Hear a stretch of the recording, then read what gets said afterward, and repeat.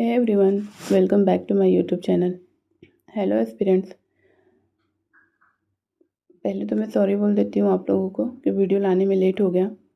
Actually मेरा गला बहुत ख़राब है, इसके लिए मैं वीडियो बना नहीं पा रही थी। पर वीडियो भी तो बनाना ज़रूरी है, इसके लिए मैं ऐसे ही लेके आ रही हूँ वीडियो। तो प्लीज़ आप लोग समझिएगा, थोड़ा वॉइस की थोड़ी प्रॉब्लम हो सकती है, पर मैं आपको बताती चलूँगी जैसे मैं आपको पहले बताती चली आई हूँ। तो थोड़ा सा वॉइस को इग्नोर करिएगा, बस आप समझते चलिएगा चीज़ों को। और आपसे एक और रिक्वेस्ट है कि प्लीज़ वीडियो को पूरा देखा करिए। अब वीडियो को लाइक करिए, शेयर करिए, सब्सक्राइब करिए और चैनल को सब्सक्राइब करिए। ज़्यादा से ज़्यादा चैनल को सब्सक्राइब करें ताकि मैं और भी अच्छे अच्छे वीडियो लेके आप आ सकूँ। देखते हैं आज हम इस चैप्टर में क्या सीखते हैं। और चैप्टर काफ़ी लंबा है तो इसको 2 पार्ट में ही कर पाएंगे हम। तो बढ़ते हैं अपने चैप्टर में और देखते हैं कि हम आज यहाँ से क्या सीखते हैं। तो हमारा 6th चैप्टर है हिस्ट्री एनसीईआरटी का, नगर, व्यापारी और शिल्पी जन। तो देखिए इसमें क्या बताया जा रहा है। एक मध्ययुगीन नगर की यात्रा पर आया कोई यात्री उस नगर के बारे में कैसी आकांक्षाएं रखता होगा। तो यहाँ पे बताया जा रहा है कि मध्ययुगीन नगर की यात्रा पर अगर कोई यात्री आता है तो उस नगर के बारे में वो क्या सोचता है, क्या आकांक्षा रखता है, क्या कैसी उसकी भावनाएं रहती हैं उस वक्त। यह इस बात पर निर्भर करता है कि वह नगर किस प्रकार का था। क्या वह एक मंदिर था, मंदिर नगर था, या एक प्रशासनिक केंद्र, एक वाणिज्यिक शहर था, या एक पत्तन नगर अथवा किसी अन्य प्रकार का शहर था। तो यहाँ पे बताया जा रहा है कि इस बात पर निर्भर करता है कि वह नगर किस प्रकार का था, कैसा था वो नगर। वो एक मंदिर नगर था, या एक प्रशासनिक केंद्र था जहाँ सिर्फ प्रशासनिक कार्य होते थे, या एक वाणिज्यिक शहर था जहाँ वाणिज्य से संबंधित कार्य होते थे, या कोई पत्तन नगर था जहाँ सिर्फ पत्तन ही थे, या कोई अन्य प्रकार का शहर था। तो कैसा शहर था वो यहाँ बताया जा रहा है। वस्तुतः कई नगर तो एक साथ अनेक प्रकार के थे। वे प्रशासनिक नगर तथा मंदिर नगर होने के साथ साथ वाणिज्यिक कार्यकलापों और शिल्प उत्पादन के केंद्र भी थे। तो यहाँ बताया जा रहा है कि कुछ नगर वहाँ पे ऐसे भी थे जो कई प्रकार के नगर थे, जैसे कि उसमें अनेक प्रकार थे। वो प्रशासनिक केंद्र भी थे, वहाँ पे मंदिर वगैरह भी थे, वहाँ पे वाणिज्यिक कार्य भी होते थे और शिल्प उत्पादन केंद्र भी था। तो इस तरह से उस नगर में विविधता बहुत थी, डाइवर्सिटी बहुत ज़्यादा थी। तो ऐसे भी नगर हुआ करते थे। किसी पर्टिकुलर प्रकार का नगर नहीं हुआ करता था, या किसी पर्टिकुलर प्रकार का नगर नहीं था ऐसा कि सिर्फ मंदिर नगर ही हो या सिर्फ पत्तन नगर ही हो। वहाँ 2-4 एक्टिविटीज़, 2-4 तरह की डाइवर्सिटी हुआ करती थी। फिर यहाँ देखिए मैप में बताया जा रहा है कुछ साउथ इंडिया और मतलब दक्षिण भारत और मध्य भारत के कुछ जगह के नाम दिए गए हैं, आप देख सकते हैं। जैसे आप यहाँ से देखिए, पुष्कर, वृंदावन, अजमेर, अहमदाबाद, मुर्शिदाबाद, कलकत्ता, सोमनाथ।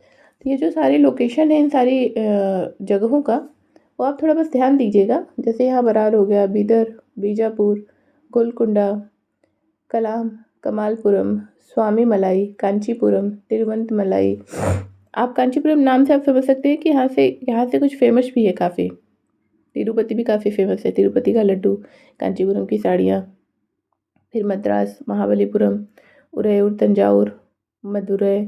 तो इस तरह से आप देख सकते हैं। यहाँ पे सूरत है, बॉम्बे है। तो मैप में इसकी लोकेशन आपको पता रहे और आगे हम पढ़ेंगे इसके बारे में। यहाँ पे बताया जा रहा है कि मध्य और दक्षिण भारत में व्यापार और शिल्पकारी उत्पादन के कुछ प्रमुख केंद्र। तो ये जो जगह के नाम है, ये वो प्रमुख केंद्र हैं जहाँ पर मध्य भारत और मध्य भारत और दक्षिण भारत में व्यापार और शिल्पकारी का उत्पादन केंद्र था। तो हम आगे बढ़ते हैं अपने चैप्टर में।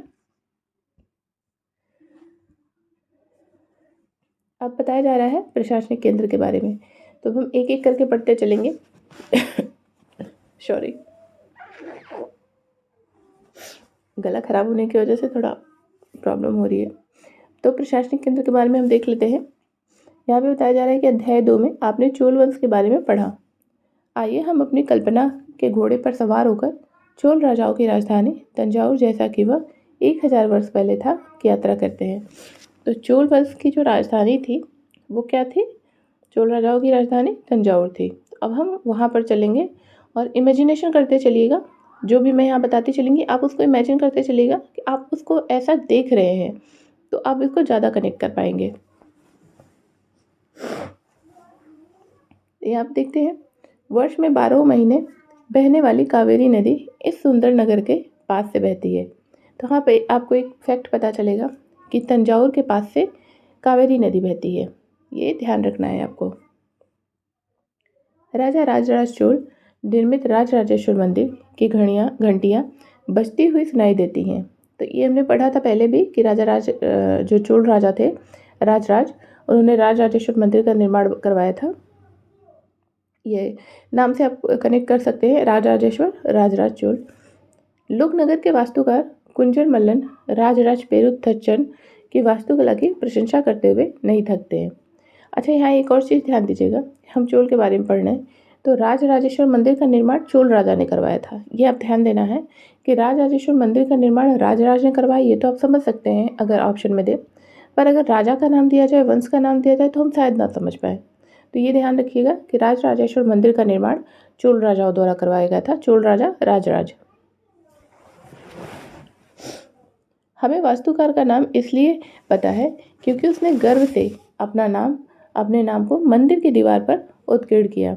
तो जो यहाँ पे वास्तुकार के बारे में हम पढ़ रहे हैं, उनका नाम हमें कैसे पता, क्योंकि ये तो बहुत समय पहले की बात है, हमने तो देखा नहीं उनको, किसी ने भी नहीं देखा, पर हमें पता कैसे कि उन्हीं की वास्तुकला है ये, उन्हीं ने ऐसा कर किया, इतना खूबसूरत बनाया जिसकी प्रशंसा हुआ करती थी। तो ऐसा इसलिए क्योंकि बहुत से लोग होते थे जब कुछ अच्छा करते थे तो अपना नाम कहीं पे खुदवा दिया करते थे। तो इन्होंने भी मंदिर की दीवार पर अपना नाम उत्कीर्ण करवा दिया था, जिससे हमको पता चलता है कि हाँ, ये इस नाम के व्यक्ति ने वास्तुकला की थी जो बहुत खूबसूरत है। तो कौन है वो? कुंजर मल्लन राजराज पेरुथच्चन।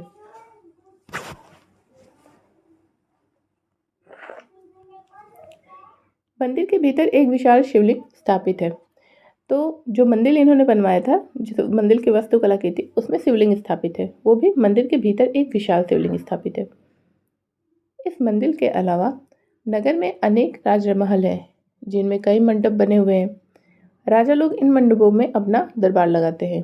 तो जो मंदिर के अलावा नगर में राजमहल हैं, एक मंदिर हो गया, उसी नगर में कई राजमहल भी हैं जिसमें कई मंडप बने हैं, और जो राजा लोग हैं वो उन्हीं मंडपों में अपना दरबार लगाते हैं। यहीं से वे अपने अधीनस्थों के लिए आदेश जारी करते हैं। तो जो राजमहल का मंडप है, वहीं से वो लोग अपने अधीनस्थों के लिए आदेश भी जारी करते हैं। नगर में सैन्य शिविर भी बने हुए हैं और नगर में सैन्य शिविर भी हैं। ये सारी चीज़ें हमें बताई जा रही हैं कि तंजावुर का प्रशासनिक केंद्र कैसा था, वहाँ पे क्या चीज़ें थी, क्या क्या सुविधाएं थी, क्या बना था। तो ये सारी चीज़ें इसलिए इतने डिटेल में बताई जा रही हैं क्योंकि हम उन्हें इमेजिन कर सकें। नगर उन बाज़ारों की हलचल से भरा हुआ है जहाँ अनाज, मसालों, कपड़ों और आभूषणों की बिक्री हो रही है। अब यहाँ पे बताया जा रहा है कि नगर में बाज़ार भी है जो काफ़ी भरा हुआ है। वहाँ पे अनाज है, मसाले हैं, कपड़े हैं, आभूषण हैं, उन सारी चीज़ों की बिक्री हो रही है। नगर के लिए जल की आपूर्ति कुओं और तालाबों से होती है। तो यहाँ बताया जा रहा है कि नगर में जो जल की आपूर्ति होती है वो कुओं और तालाबों से होती है। तंजावुर और उसके निकटवर्ती नगर उरैयूर के सालिया बुनकर मंदिर के उत्सव के लिए झंडियाँ बनाने का कपड़ा राजा और अभिजात वर्ग के लिए बढ़िया सूती वस्त्र और जनसाधारण के लिए मोटा सूती वस्त्र तैयार कर रहे हैं। यहाँ पे आप एक चीज़ गौर करिएगा सॉरी कि यहाँ इस एक सेंटेंस से आपको पता चलेगा कि जो राजा हुआ करते थे, जो अभिजात वर्ग हुआ करते थे, उनके लिए बढ़िया सूती वस्त्र बनाया जाता था, और जो जनसाधारण हुआ करते थे, जो साधारण लोग होते थे, आम लोग होते थे, उनके लिए मोटा सूती वस्त्र तैयार किया जाता था। तो यहाँ आपको थोड़ा सा भेदभाव देखने के लिए मिलेगा।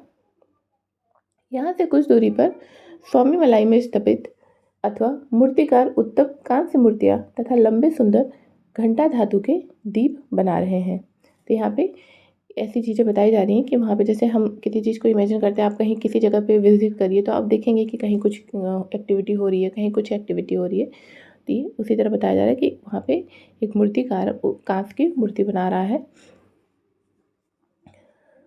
फिर अब देखते हैं मंदिर नगर तथा तीर्थ केंद्र।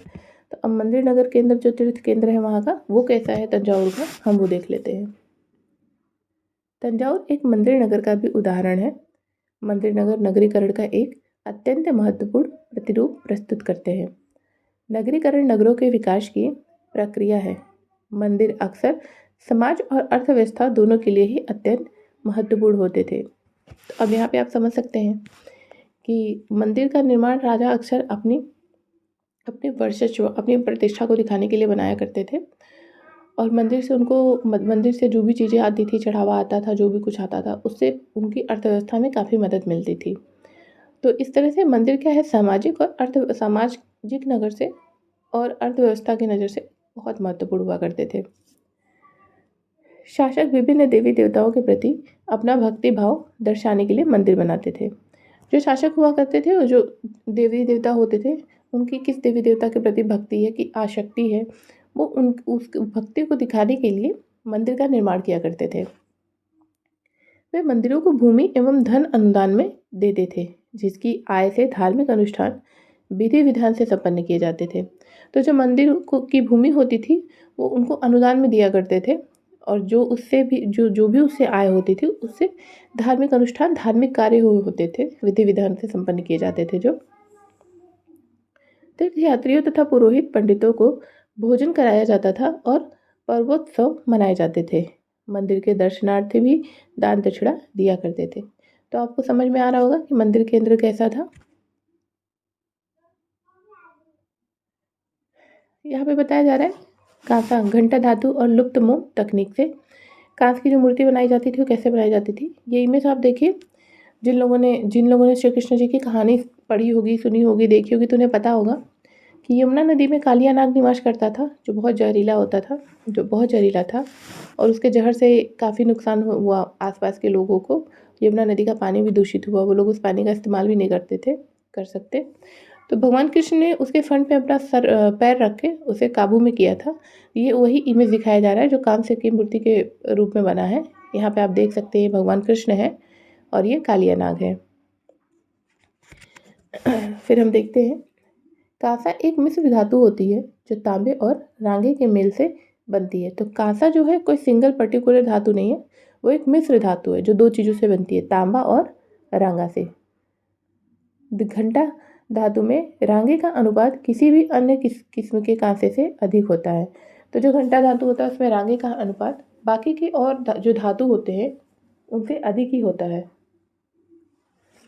ये घंटे जैसी ध्वनि उत्पन्न करती है। तो घंटे की बात हो रही है यहाँ पे। आपने देखा होगा मंदिर में जो घंटा टंगा जाता है, उस घंटे में रांगे का अनुपात, रांगा ज़्यादा होता है उस घंटे में, और कांसा या और भी कोई धातु हो जो मिक्स किया जाता है वो कम ही रहता है। चोलकालीन कांस्य मूर्तियाँ लुप्त मोम तकनीक से बनाई जाती थी। तो जो चोलकालीन कांस्य मूर्तियाँ थी वो लुप्त मोम तकनीक से बनाई जाती थी। इस बात को आप ध्यान रखिएगा। पूछा जा सकता है कि चोलकालीन में जो कांस्य मूर्तियाँ बनाई जाती थी वो किस तकनीक से बनाई जाती थी। वहाँ पे आपको 3-4 ऑप्शन दिए जा सकते हैं, तो आप वहाँ कन्फ्यूज़ हो जाएंगे। तो इस बात का ध्यान रखिएगा कि चोलकालीन कांस्य मूर्तियाँ जो थी वो लुप्त मोम तकनीक से बनाई जाती थी। इस बात का आप विशेष ध्यान रखिएगा। इस प्रविधि के अंतर्गत सर्वप्रथम मोम की एक प्रतिमा बनाई जाती थी। इसे चिकनी मिट्टी से पूरी तरह लीप कर सूखने के लिए छोड़ दिया जाता था। जब वह पूरी तरह सूख जाती थी तो उसे गर्म किया जाता था और उसके मिट्टी के आवरण में एक छोटा सा छेद बनाकर उस छेद के रास्ते सारा पिघला हुआ मोम बाहर निकाल दिया जाता था।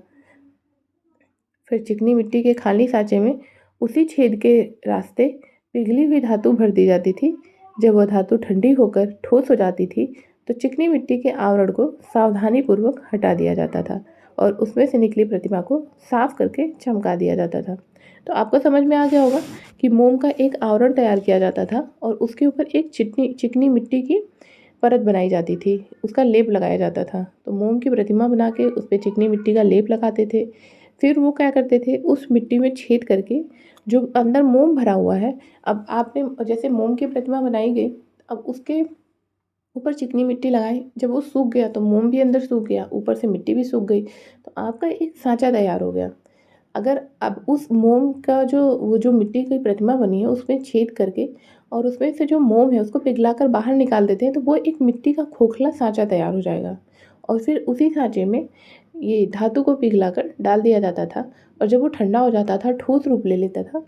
तो जब कोई धातु ठोस हो जाती है तो वो बहुत सख्त हो जाती है, पर मिट्टी के सूखने के बाद, ठोस होने के बाद में मिट्टी तोड़ी जा सकती है, निकाली जा सकती है, साफ़ की जा सकती है आसानी से। तो ऊपर से मिट्टी को हटा दिया जाता था और फिर अंदर से जो प्रतिमा निकल के आती थी उसको साफ़ कर लिया जाता था, चमका दिया जाता था। तो यहाँ पे वही बताया जा रहा है कि कांस्य की मूर्ति का जब निर्माण होता था तो वो कैसे होता था। तो यही प्रोसेस है और लुप्त मोम तकनीक का इस्तेमाल चोलकालीन कांस्य मूर्तियाँ बनाने में की जाती थी। आगे बढ़ते हैं हम। मंदिर के कर्ता धर्ता मंदिर के धन को व्यापार एवं साहूकारी में लगाते थे।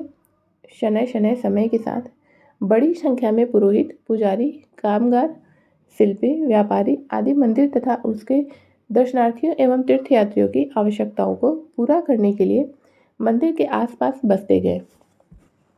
आपको समझ में आ रहा है? मैं पढ़ रही हूँ तो इसको सुनते चलिए, जहाँ बताने जैसा होगा मैं बताऊँगी। इस प्रकार मंदिर नगरों का विकास हुआ।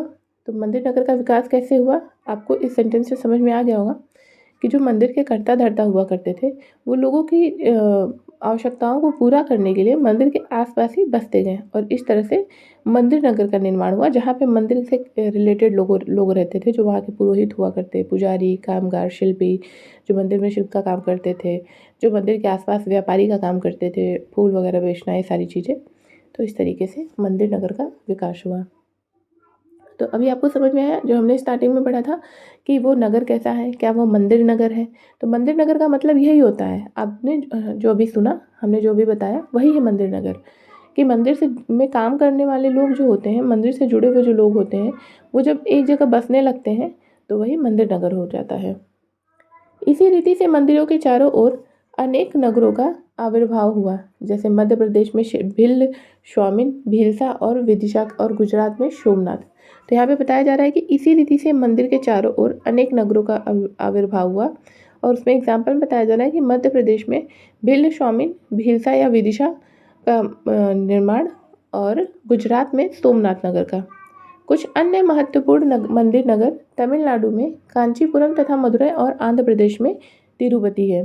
तो हमने आपको मैप में दिखाया था, जब अभी हमने पिछली स्लाइड में मैप में जब देखा था, इन सारी जगहों का नाम देखे थे ना, मदुरई था उसमें, फिर कांचीपुरम थी।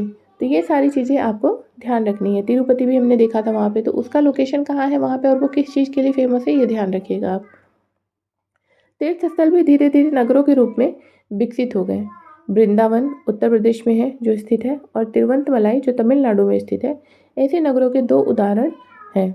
अभी आप देखिए, यहाँ पे जोड़ी बनाने का सवाल दिया जा सकता है। बहुत से लोगों को पता है कि उत्तर प्रदेश में वृंदावन है, पर नॉर्थ इंडिया से संबंध रखने वाले लोगों को याद नहीं होगा कि तिरुवंतमलाई जो है तीर्थ स्थल, वो तमिलनाडु में है। तो ये सारी चीज़ें आप याद रखिए। अभी जैसे यहाँ पे एक और सवाल बन सकता है, जैसे एक जोड़ी बनाने का सवाल मिले, स्थान और तीर्थ स्थल का नाम दे दे और जोड़ी बनाने का सवाल मिले कि कौन सा कहाँ पे है। तो वृंदावन उत्तर प्रदेश में, तिरुवंतमलाई तमिलनाडु में और अजमेर राजस्थान में 12वीं शताब्दी में चौहान राजाओं की राजधानी था और आगे चलकर मुगलों के शासन में वह सूबा मुख्यालय बन गया। तो जो अजमेर था वो 12वीं शताब्दी में चौहान राजाओं की राजधानी थी। ये एक लाइन आपको ध्यान रखनी है कि 12वीं शताब्दी में चौहान राजाओं की राजधानी क्या थी, अजमेर थी, जो राजस्थान में थी। एग्जामिनर कुछ भी पूछ सकता है। देखिए, आप अच्छे से चीज़ों को पढ़िए, समझिए, क्योंकि एग्जामिनर कुछ भी पूछ सकता है, वो कहीं से भी प्रश्न बना सकता है। फिर वो क्या हुआ, आगे चलकर वो मुगलों के शासन में आया और फिर मुगलों ने उसे अपना सूबा मुख्यालय बना लिया। यह नगर धार्मिक अस्तित्व का एक उत्कृष्ट उदाहरण प्रस्तुत करता है। सुप्रसिद्ध सूफी संत ख्वाजा मोइनुद्दीन चिश्ती, जिनके बारे में हम आगे पढ़ेंगे चैप्टर 8 में, यहाँ 12वीं शताब्दी में बस गए थे और उनके दर्शनार्थी एवं श्रद्धालु सभी पंथों मतों के को हुआ करते थे। अजमेर के पास ही पुष्कर सरोवर है, जहाँ प्राचीन काल से ही तीर्थयात्री आते रहे हैं। अब हम देख लेते हैं कि छोटे नगर का संजाल तंजावुर में कैसा हुआ करता था। 8वीं शताब्दी से उपमहाद्वीप में अनेक छोटे छोटे नगरों का संजाल था, बिछने लगा था। संभवतः उनका प्रादुर्भाव बड़े बड़े गांव से हुआ था। उनमें आमतौर पर एक मंडपिका, बाद में जिसे मंडी कहा जाने लगा, होती थी, जहां आसपास के गांव वाले अपनी उपज बेचने के लिए लाते थे। सॉरी। तो यहाँ पे क्या बताया जा रहा है कि 8वीं शताब्दी में जो उपमहाद्वीप के छोटे-छोटे नगर का संजाल था बिछने लगा था, उनका प्रादुर्भाव बड़े गाँव से हुआ था। मतलब उनका जो उदय हुआ था, वो जो बसना शुरू हुए थे, वो बड़े गाँव से हुए थे। वहाँ पे पहले एक मंडपिका हुआ करती थी और बाद में उसी मंडपिका का नाम मंडी हो गया। तो मंडी से आप समझ सकते हैं कि मंडी में क्या काम होता है। मंडी में लोग अपनी चीज़ों को बेचने आते हैं कि जिसकी जो भी उपज हो। कोई अगर शिल्प का कार्य करता है, बुनाई का काम करता है, तो वो अपने सामान को बनाकर वहाँ पर बेचने आते हैं मंडी में। तो वहाँ पे भी गाँव के आसपास के जो लोग हुआ करते थे, वहाँ पे अपनी उपज बेचने के लिए आते थे।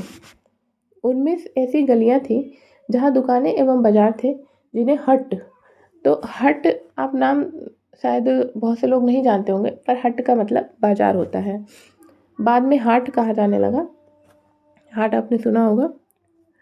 इसके अलावा भिन्न भिन्न प्रकार के कारीगरों तथा शिल्पियों जैसे कुम्हारों, तेलियों, शक्कर बनाने वालों, ताड़ी बनाने वालों, सुनारों, लोहारों, पत्थर तोड़ने वालों आदि के अलग अलग बाजार होते थे। कुछ व्यापारी तो नगर में स्थायी रूप से बसकर अपना कारोबार करते थे, जबकि कुछ अन्य व्यापारी नगर नगर घूमकर क्रय विक्रय किया करते थे।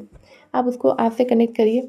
जैसे कि कहीं आप देखेंगे कि लोहार की बस्ती है, कहीं पे सुनार है, कहीं पे पत्थर तोड़ने वाले थे, तो ये अलग अलग बस्तियाँ भी बना लेते थे अपना। और उसमें से जो नगर कुछ व्यापारी होते थे जो स्थायी होते थे, एक ही जगह पे बैठ के अपनी दुकान चलाते थे, और कुछ जो होते थे जगह जगह घूम कर अपने सामान का क्रय विक्रय करना, मतलब बेचा करते थे। जैसे आज से भी आप कनेक्ट करेंगे तो आपको समझ में आ जाएगा। यहाँ पे देखिए एक बाजार का इमेज दिया गया है। आप देख सकते हैं कि यहाँ पे कैसे सभी लोग घूम रहे हैं। यहाँ बाजार लगा हुआ है, चारों तरफ सामानें बिक रही हैं, आप देख सकते हैं। आसपास और दूर दराज के व्यापारी इन नगरों में स्थानीय उपज खरीदने और दूरवर्ती स्थानों के उत्पाद जैसे घोड़े, नमक, कपूर, केसर, पान, सुपारी और काली मिर्च जैसे मसाले बेचने के लिए आते थे। तो यहाँ पे जो है कि स्थानीय उपज जो खरीदने और दूरवर्ती, मतलब यहाँ पे लोग खरीदने और बेचने के लिए आते थे। जरूर जाहिर सी बात है कि बाजार में हर एक इंसान चीज़ों को खरीदने ही नहीं जाता है, कुछ लोग अपनी उपज को वहाँ बेचने भी जाते हैं। तो ये बताया जा रहा है। आगे देखते हैं हम। आमतौर पर कोई सामंत यानी परवर्ती का काल का जमींदार इन नगरों में या इनके आसपास किलेबंदी कर महल बना लेता था। ऐसे सामंत व्यापारियों, शिल्पकारों तथा उनके व्यापार की वस्तुओं पर कर लगाते थे और कभी कभी इन करों के संग्रहण का अधिकार उन स्थानीय मंदिर को प्रदान कर देते थे जिनका निर्माण स्वयं उनके द्वारा या धनाढ्य व्यापारियों द्वारा कराया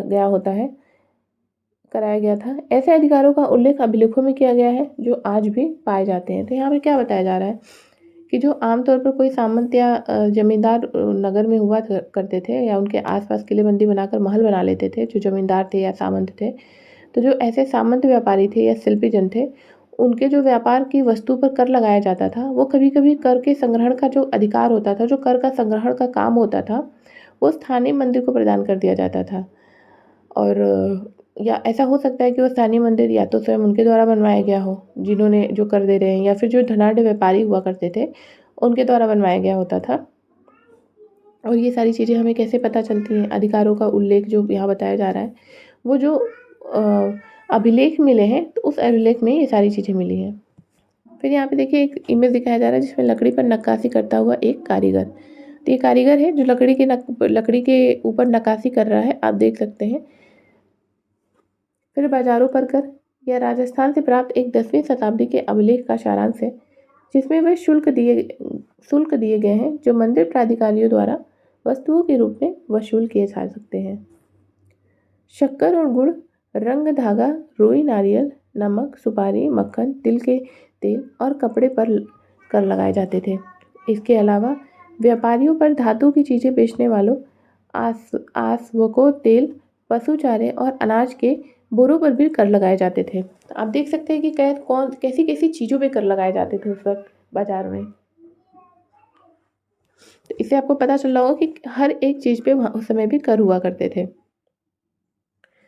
इनमें से कुछ कर तो वस्तु रूप में और कुछ अन्य नगद के रूप में वसूले जाते थे। तो कुछ कर हुआ क्या होता था कि वस्तु के रूप में हुआ करता था, उस वस्तु का ही कुछ हिस्सा कर के रूप में दे दिया जाता था, और कुछ वस्तु का जो कर होता था वो नगद के रूप में लिया जाता था, उसमें पैसा लिया जाता था, ना कि वस्तु ली जाती थी। फिर आगे हम देखते हैं बड़े और छोटे व्यापारी के बारे में बताया जा रहा है। व्यापारी कई प्रकार के हुआ करते थे। उनमें बंजारे लोग, जिनके बारे में हम चैप्टर 7 में पढ़ेंगे, शामिल थे। कई व्यापारी, विशेष रूप से घोड़ों के व्यापारी, अपने संघ बनाते थे जिनका एक मुखिया होता था और वह मुखिया उनकी ओर से घोड़े खरीदने के इच्छुक योद्धाओं से बातचीत करता था। तो आपको समझ में आ रहा होगा। चूंकि व्यापारियों को अनेक राज्यों तथा जंगलों से होकर गुजरना पड़ता था, इसलिए वे आमतौर पर काफिले बनाकर एक साथ यात्रा करते थे और अपने हितों की रक्षा के लिए व्यापार संघ, गिल्ड बनाते थे। तो व्यापार संघ का निर्माण क्यों किया गया था? आपको इस सेंटेंस से पता चलेगा कि वो व्यापारी जो हुआ करते थे, वो जंगल के रास्ते से होकर गुजरते थे। जब भी वो एक राज्य से दूसरे राज्य या कहीं भी जा रहे हो, एक स्थान से दूसरे स्थान पे, तो जंगल के रास्ते से गुजरते थे और ऐसे में उनको खतरा होता था, या तो डाकू का भी खतरा, जंगली जानवरों का भी खतरा हुआ करता था। तो उस खतरे की से रक्षा के लिए वो काफिला बना के चलते थे। बहुत सारे व्यापारी, बहुत सारे लोग एक साथ चलते थे, जिनको काफिला कहते थे, और अपने हितों की रक्षा के लिए ही वे फिर व्यापार संघ का निर्माण करते थे, व्यापार संघ, गिल्ड बनाते थे। तो गिल्ड क्या है? व्यापार संघ है जो व्यापारी बनाते थे। ध्यान रखिएगा। दक्षिण भारत में 8वीं शताब्दी और परवर्ती काल में अनेक ऐसे संघ थे। उनमें सबसे प्रसिद्ध मणिग्रामम और नानादेशी थे। आपको ये ध्यान देना है कि मणिग्रामम और नानादेशी क्या है। इस चीज़ को आप नोट करके उसमें लिख दीजिएगा कि मणिग्रामम और नानादेशी एक संघ है जो व्यापारी संघ है। तो आपको समझ में आ जाएगा। और आपको ये तो पता ही है कि व्यापारी संघ क्यों बनते थे, कैसे बनते थे, मैंने अभी बताया है चैप्टर में। तो ये आप ध्यान रखिएगा कि मणिग्रामम और नानादेशी शब्द किस चीज़ से ताल्लुक़ रखता है, इस शब्द का क्या मतलब है, या ये शब्द किसके लिए उपयोग में लाया गया। और ये सबसे प्रसिद्ध है व्यापारी संघ में। ये व्यापार संघ प्रायद्वीप के भीतर और दक्षिण पूर्व एशिया तथा चीन के साथ भी दूर दूर तक व्यापार करते थे। इनके अलावा चेट्टियार और मारवाड़ी ओसवाल जैसे समुदाय भी थे, जो आगे चलकर देश के प्रधान व्यापारी समूह बन गए। तो आगे चल के चेट्टियार और मारवाड़ी ओसवाल भी व्यापारी समूह बन गए। गुजराती व्यापारियों में हिंदू बनिया और मुस्लिम बोहरा दोनों समुदाय शामिल थे। वे दूर दूर तक लाल सागर के बंदरगाहों व फारस की खाड़ी, पूर्वी अफ्रीका, दक्षिण पूर्व एशिया तथा चीन से व्यापार करते थे। वे इन पत्तनों में कपड़े और मसाले बेचते थे और बदले में अफ्रीका से सोना और हाथी दांत एवं दक्षिण पूर्व एशिया और चीन से मसाले, टीन, मिट्टी के नीले बर्तन और चांदी लाते थे। तो यहाँ पे बताया जा रहा है कि वो लोग जो व्यापार करते थे वो कहाँ कहाँ तक व्यापार करते थे, उनका व्यापार कहाँ कहाँ तक फैला था। तो आपको समझ में आया होगा कि उनका जो व्यापार है वो बहुत दूर तक फैला हुआ था और वो फारस से की खाड़ी, पूर्वी अफ्रीका, दक्षिण पूर्व एशिया, चीन, हर जगह से व्यापार करते थे। और वो वहाँ से जो चीज़ें लाते थे स्पेसिफिक और जो चीज़ें बेचते थे वो बताया जा रहा है यहाँ पे। तो अफ्रीका से वो क्या लाते थे? आपको पता है कि अफ्रीका में सोने की खान है, तो अफ्रीका से वो सोना और हाथी दांत, और दक्षिण पूर्व एशिया से, चीन से वो मसाला, टिन, मिट्टी के नीले बर्तन और चांदी लाते थे। ये ध्यान रखिएगा कि उस वक्त लोग कहाँ से क्या लाते थे। थोड़ा याद रखिएगा, रिवाइज करिएगा एक दो बार तो आपको समझ में आ जाएगा। फिर यहाँ बताया जा रहा है कि पश्चिमी तट के नगरों में अरबी, फारसी, चीनी, यहूदी और सीरियाई ईसाई बस गए थे। लाल सागर के बंदरगाहों में बेचे जाने वाले भारतीय मसाले और कपड़े इतालवी व्यापारियों द्वारा खरीदे जाते थे और वहाँ से वे उन्हें आगे यूरोपीय बाज़ारों में पहुँचाते थे। उनसे व्यापार में बहुत लाभ होता था। तो आपको समझ में आया होगा। हम आगे देखते हैं। उष्णकटिबंधीय जलवायु में उगाए जाने वाले मसाले। उष्णकटिबंधीय जलवायु में कौन से मसाले उगाए जाते हैं? जैसे काली मिर्च हुई, दालचीनी हुई, जायफल हुआ, सौंठ हुआ। तो ये उष्णकटिबंधीय जलवायु में उगाए जाते हैं और उष्णकटिबंधीय जलवायु हमारे यहाँ है। यूरोपीय व्यंजनों के महत्वपूर्ण अंग बन गए थे और भारतीय सूती कपड़ा बहुत लुभावना होता था। तो यूरोपीय व्यंजन जो हुआ करते थे, वहाँ पे ज़्यादातर लोग नॉनवेज खाते हैं, तो उनके लिए इन मसालों की बहुत ज़रूरत होती थी। तो वो ये वहाँ के लोगों के लिए बहुत मतलब फ़ायदेमंद होता था, ये उसके लिए बहुत डेस्परेट रहते थे। और आप जब स्पेक्ट्रम पढ़ेंगे तो आपको पता चलेगा कि यूरोप से वो लोग मसालों के लिए ही आए थे इंडिया में, और फिर धीरे धीरे यहाँ पे लोगों के बीच में मतभेद देखकर सोचा कि यहाँ पे हम राज भी कर सकते हैं, और उन्होंने ऐसा करना भी शुरू कर दिया। तो जब वो पढ़ेंगे आप डिटेल में तो आपको समझ में आएगा, आगे हम लेके आएंगे उसके क्लास है। ये चीज़ें ही यूरोपीय व्यापारियों को भारत तक खींच लाई। समय के साथ साथ व्यापार और नगरों का रूप किस प्रकार बदला, इसके बारे में हम शीघ्र आगे पढ़ेंगे। फिर यहाँ काबुल के बारे में बताया जा रहा है कि काबुल अपने पहाड़ी और विषमभूष दृश्य के साथ 16वीं शताब्दी से राजनीतिक और वाणिज्यिक दृष्टि से महत्वपूर्ण बन गया। काबुल और कांधार सुप्रसिद्ध रेशम मार्ग से जुड़े हुए थे। साथ ही घोड़ों का व्यापार भी मुख्य रूप से इसी मार्ग से होता था। तो घोड़ों का व्यापार जो कहाँ से होता था? काबुल और कांधार। तो काबुल और कांधार किससे जुड़े थे? रेशम मार्ग से। तो ये आपको ध्यान रखना है कि काबुल और कांधार जो सुप्रसिद्ध रेशम मार्ग से जुड़े हुए थे, तो काबुल कांधार का संबंध रेशम मार्ग से था, वो जुड़े हुए थे उनसे। 17वीं शताब्दी में हीरो के लिए एक सौदागर जॉन बेप्टिस्टे टेवर्नियर ने अनुमान लगाया था कि काबुल में घोड़ों का व्यापार प्रतिवर्ष 30,000 रुपये का होता था, जो उन दिनों में एक बड़ी भारी रकम समझी जाती थी। काबुल से मेवे, खजूर, गलीचे, रेशमी कपड़े और ताजे फल ऊँटों पर लादकर लाए जाते थे और उपमहाद्वीप तथा अन्य भागों में बेचे जाते थे। इनके अलावा गुलाम भी बिक्री के लिए लाए जाते थे। तो वहाँ पे सामान के साथ साथ इंसानों को भी गुलाम बना के लाया जाता था खरीदने और बेचने के लिए।